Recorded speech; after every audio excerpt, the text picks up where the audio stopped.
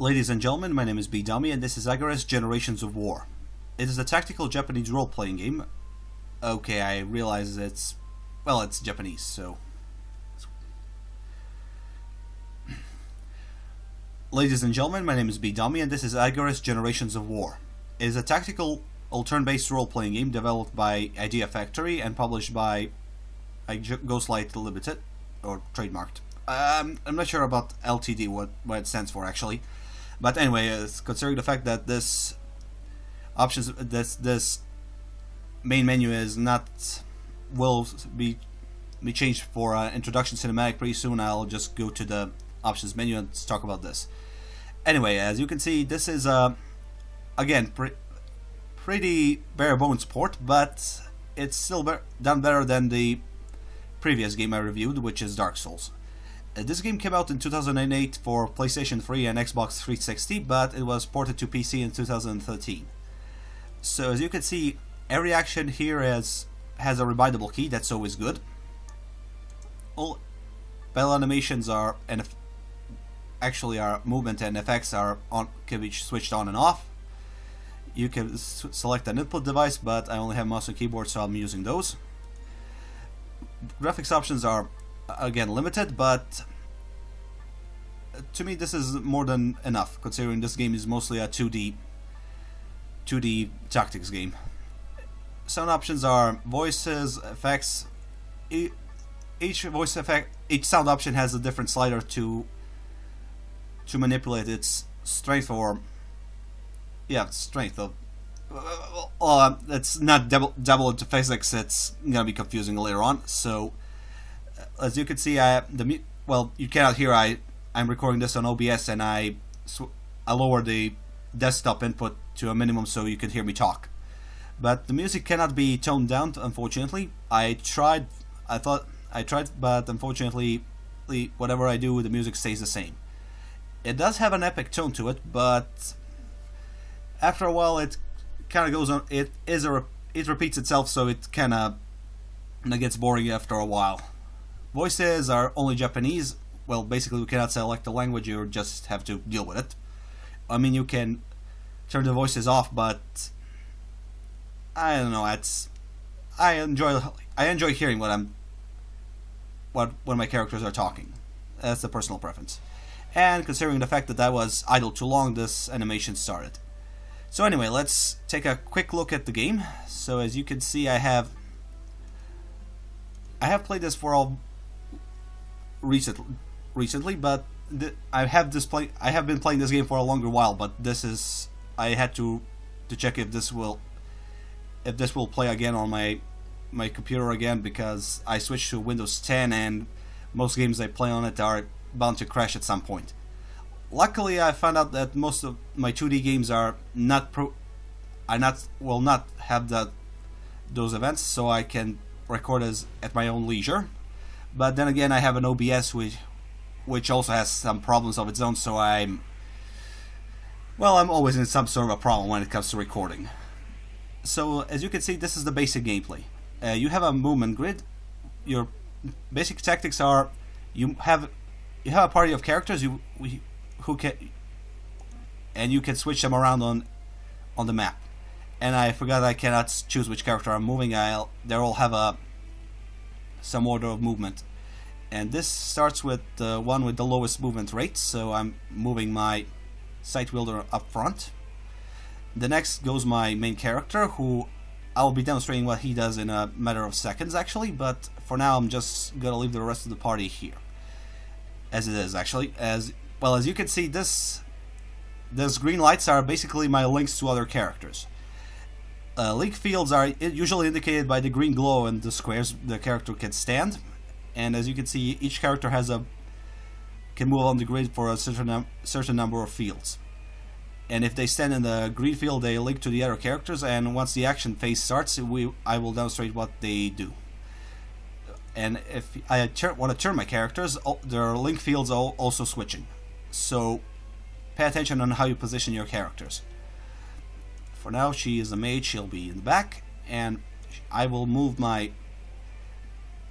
healer over here so we can end the movement phase. And as you can see, movements is done independently from the action phase. Basically, it takes turns, but while you're moving your characters, the CPU is also moving moving the opponents around. And the opponents, as you can see by this red glow under them, are also linked, the three of them. So, as I was saying, the linked characters are capable of actually initiating not only their own movements as at the same time as the character that's currently on the turn of one of the player of the allied character. So, considering my character had the highest movement points, he was going first. And as you can see, this is the rest of the movement points can be used to do an action. So for now, I'll just actually, who am I targeting? Yeah, I'm targeting the imps. So I'll just try moving the rest of the team closer to this little bastard and try to finish him off as many characters as possible. So as you can see, I could combine certain attacks to make an even more powerful attack, which is called an art. And as you can see, this is the armor barrier mirror of the character, which once depleted, gives me more damage to lets me do more damage to the opposing character. And when the character's health reaches 0, I can also increase the health bar again with negative numbers, and that then grants me the overkill, which grants me a better item drop. So for now, I'm just gonna use as much as the link as possible to finish off as many opponents as humanly possible. So I'm going to put her, and as you can see, their movement points are wasted, so I have to make sure I'm positioning them correctly. And as you can see in this grid here, this indicates where the attack will hit. So if I'm using this attack, if I'm using the power attack, the character will jump towards the enemy and use the said ability on the opponent. If in the case that the grid is blue and the square is the red where your character is standing, that means he will not move, and he'll just spam the spell towards the enemy. So for now, I'm just going to try using these two to finish off the skeleton. And as I was saying, once the enemy's health is depleted, you can fill the bar again and with additional damage for an overkill and get additional items. Unfortunately, I did not manage to finish off the opponent, which is a bad thing. Which is bad considering the fact that your performance is ranked by the end of the fight. So if I am trying to, let's see. Oh dear. Well, I'll have to finish off quickly. I want to finish the fight as soon as possible. Well, this gives me a better rank, and which gives me additional bonuses to my experience and other rewards by the end of the game, by the end of the fight.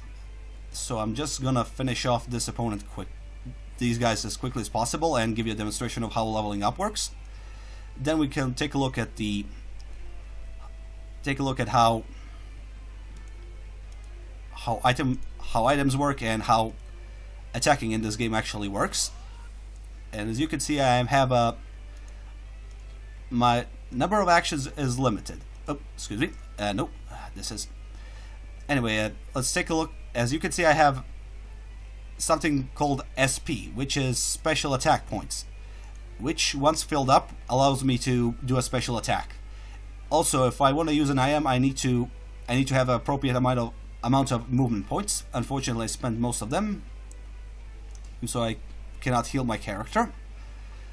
But maybe I have enough SP to rats.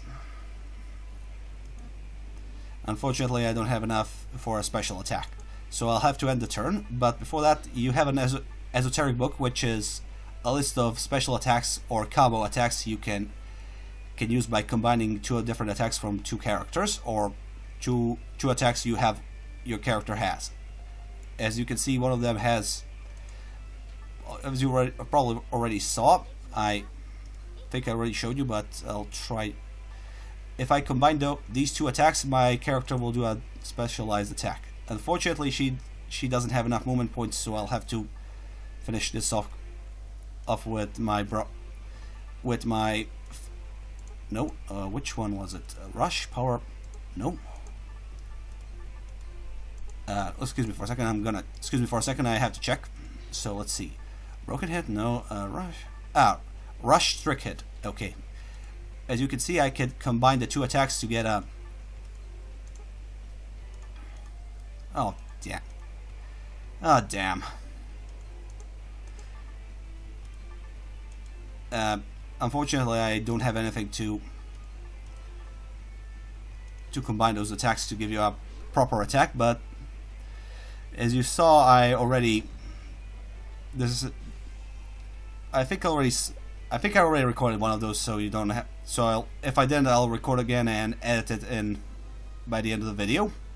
And as you can see, I got an S ranking at this fight, which grants me additional experience and other bonuses. And I managed to level up several characters, but I'll only give you a demonstration of leveling one of them, and that's my main character. As you can see, with each level I gained, I get a set amount of points. And these points can be spent to upgrade a certain statistic. So let's see, if I want to upgrade his luck, which indicates how easily he'll dodge its future attack, I'll just spend enough points and get a bigger luck. Also, I can also stack up these points if I don't have enough to spend at the moment. Fortunately, I have a very low cost for every level, so I won't be doing that. But if you don't have enough use points, you can stack them up and wait until the next level up and get more use points to upgrade the desired statistic. So for now, I'll just upgrade him, and while we're at it, you can see what equipment my character has equipped. As you can see, he has a sword. Considering he's a swordsman, he can only equip swords, and he can also equip a ring, bracelet, or a amulet around him, which gives him some passive bonuses, which can be switched around. I'll give you a demonstration, but what I mean by that in a matter of seconds. Actually, I'll make an edit to make this quicker. So that's the end of the leveling up system. And actually, I forgot to mention is once you reach a certain level, I think it's level 10, you get additional spell for your character, which is unique to the character itself. Unfortunately, I don't have anyone close to level 10, so this will be a problem. But anyway, let's go to the items menu. Welcome back, ladies and gentlemen. This is my camp at the moment. I'll give you a demonstration of what I mean by camp in a matter of seconds once we checked our camp. Yeah, that's some way of saying it. As you can see, I can check the status, which indicates my level of the character, what I upgraded so far. As you can see, my agility is low, but strength and health are pretty high. As you can see, I have well, basically it's the same as the level up. This is not what I meant. Let's check the equipment, basically. Anyway, let's try this again. Welcome back, ladies and gentlemen. This is my equipment. I promised I would demonstrate what I mean by, well, what weapon slots. Well, not slots. The skill slots each character has. Let's try this again. Each character has a skill slot, and also each weapon has a skill slot, as well as additional items you can purchase or develop if you have enough construction materials. As you can see, my weapon has 4 slots for basic attacks and basically 2 basic attacks and 2 light spells. And I already equipped a heal spell to the sword. My character has 4 unique 4 attacks. As you can see, I already equipped all 4 of them. Double slash, power attack, basically basic attack, and specialized sword slashes are indicated by these icons. And also, as I already previously mentioned, each additional item you have gives you a passive bonus. So if I want to give in my character, for example, a countering ability, voila, I can just equip it or unequip it later on and give it to someone else. I won't do this for every character, considering this is quite early on in the game, and this is the early game. This is the closest thing I have to the story part, so I can just explain certain parts of the gameplay without giving you many spoilers. So as you can see, I can organize my party as I can choose a field I cannot choose a field I'm fighting, but I can make a party formation on the said field where I want to position my characters when I'm on the certain field. Considering most of the fields I'll be fighting on are basic, this is the basic field. I usually have the basic field on by default, but I can also choose force field, which sets up the force field grid and shows me where the AP bonus points are. Basically, these are the spots when once you step in, your character gets a stat boost. And unfortunately, those are only for boss battles or major character moments. Major plot moments, but these are few and far between. This is not Persona, I tell you. And as you can see, I can choose which character goes where. Unfortunately, I only have these 6 characters. There is a spell that allows me to capture monsters I encounter later on, but I'll switch to that later to show you what happens to the monsters I have captured. So far, this is my camp. Data usually allows you to check your esoteric book, which is, I already said, a list of combination attacks. Sming list, which are items you can forge if you have the necessary materials. Profiles are basically pictures of the characters you have met and their backstories to some degree. You'll learn more of the characters as you progress through the story. And as you can see, one of these characters is my possible future wife. I'll give you the notes. I'll tell you later on what's the important about getting a wife in the game. But let's just say this is a diary, as you can see, a place where you can save and load. But we'll get to that in a matter of seconds. As you can see, this is the overworld. I can control my character through these zones, which are indicated by the blue dots. And if you recall, in the beginning of the video, there was an orange one, which indicates I haven't visited this place yet. And this place is a specialized event, and this is a map where I can visit and fight later on. And this will most likely end up in a fight, but it also has the story point to it, where characters discuss the situation. So I'll just enter here, and I won't go through the dialogue. I want you to see how the story goes. Not how the story goes, it's how the second part of the gameplay goes. As you can see, the second part of the story part of the game is played off like a visual novel. You basically read the character dialogues and learn more about the characters you're traveling with, and sometimes make decisions about your trip. Each decision gives you a moral point. So I'm at the beginning of the game, you're neutral, but some decisions will affect if you're becoming a good character, a lighter character or a dark character. There's nothing, you're not becoming necessarily evil or good. It just affects your, endings to some degree. Some decisions will grant you more favor amongst the future possible wife candidates. As you can see, I only have one of them, but I'm trying to make her happy so I can get a proper successor for the next chapter of the game. And that's so far that's the basic gist of the game, how it goes. So I'll make a quick cut here and show you the town, and we'll show you the town area of the game. As you can see, this is a medieval fantasy. We have elves, orcs, and the like. So I'll make a quick cut here and be back with you soon.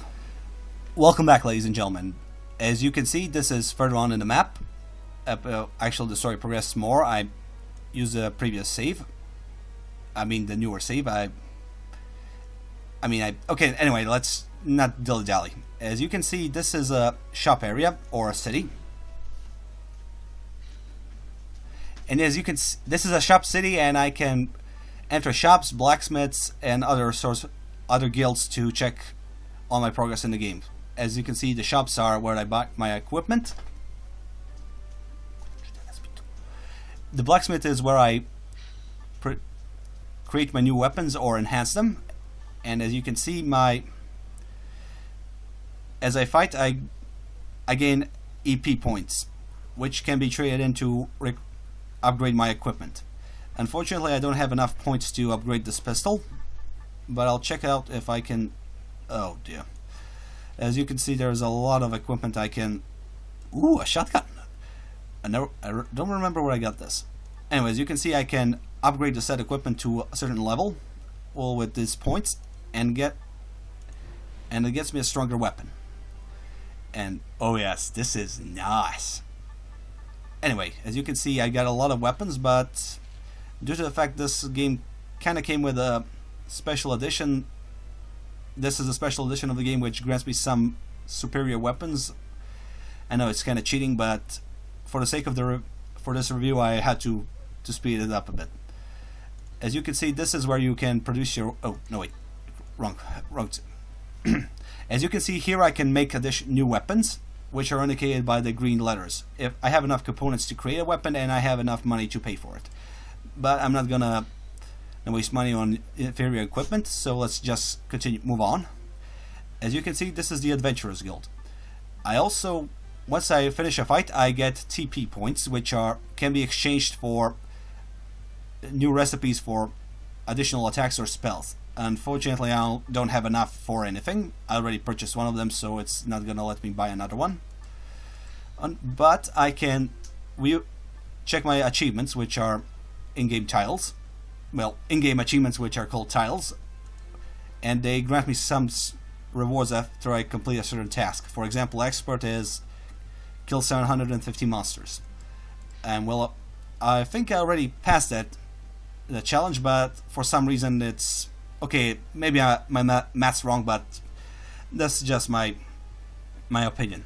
As you can see, I can give some equipment away so I can create additional spells, also as well as money, but I don't have the components necessary for that. Also, there are rankings in this game. I don't know why. It's a single player focus game. I'm not sure why do they have it, but it's here. And as you can see, there's also a Pokemon aspect to the game where you capture monsters and you can trade them for additional equipment. You can combine them for inferior monster. Trust me, skeletons usually start off with very weak, but they have some pretty unique attacks. I'm not gonna waste my better monsters simply because I put too much time into upgrading them, so I'm not gonna risk it. It's something of a gamble. But I can trade this inferior one for a oh damn it, for a construction material. And that's about it. Actually, the Pokemon similarities are not just grabbing monsters. You have to damage them first to a certain level, then you can capture them. Just don't kill them, and then the capture won't work at all. First aid is basically revival of your characters who have fallen in combat. Fortunately for me, I haven't lost anyone. And as I was already saying, there is an aspect of marriage in this game, which affects your future gameplay. So if I married if you remember the female the first girl I have, this is my future protagonist in the second chapter. As you can see, he's a pretty agile swordsman, but he can be leveled up to a better degree once the game starts. Also, there is excuse me, I have some problems. But this is basically the game for itself. For its money's worth, it's a long game. It has a story that revolves around war and generations. Unfortunately, it takes a long while, and the events that let me interact with the characters are limited or next to non-existent. You'd think that these areas, such as this arch or this city, would have an event where I could could actually take a girl on a date and get to know her better. But no, this isn't Persona. This is basically a turn-based tactical game, and that's what it is. You can affect some, well, you get some decisions that won't affect the plot. It will just affect your course through the game. But actually, that does affect the plot. But what I mean by that is, for example, here, not here, this city, I got to choose if I wanted to go over here, which was a tougher area, and get to this town quicker, or if I wanted to go up here across the river where the enemies are less of a hassle. Well, that's the only thing I get, and it also affected my moral alignment. I kind of wish this game had more social events where I could meet the characters, socialize with them, and just care more for them. As it is now, they seem just like Soul. This is a basic strategy game where you don't care about the characters, you just send them off to die. Only in this case you level them up, so you don't want to, well, you cannot lose them. If they die, you can just revive them in the city, but that's just my personal preference. Anyway, this game would definitely benefit if it had some more social events, that's a given, but for its asking price of 15 or 20 euros, I'm not sure. It's a solid game. It's not crashing. It doesn't have bugs. I edit, and it expects me to make decisions, which I can actually quite easily. Well, there are no. It's not Dark Souls. There's no punishment for making mistakes. That's how I'm gonna end this video. My name has been Bedomy. Thank you for watching, and this was Agarest of War. Agarest Generations of War. Thank you for watching. I hope to make another video like this soon, and good night.